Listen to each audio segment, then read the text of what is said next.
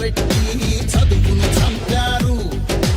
ఉద్యోగాలే లేకుండా యువతను ఉంచారు. కొత్తగా రాదే కంపెనీ ఎవ్వరికీ పాపం.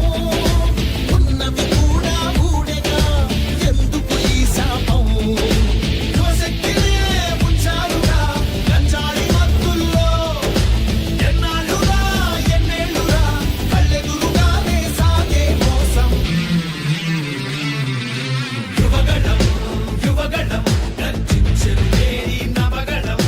యువగణం యువగణం చూపిద్దాం రండి జనబలం.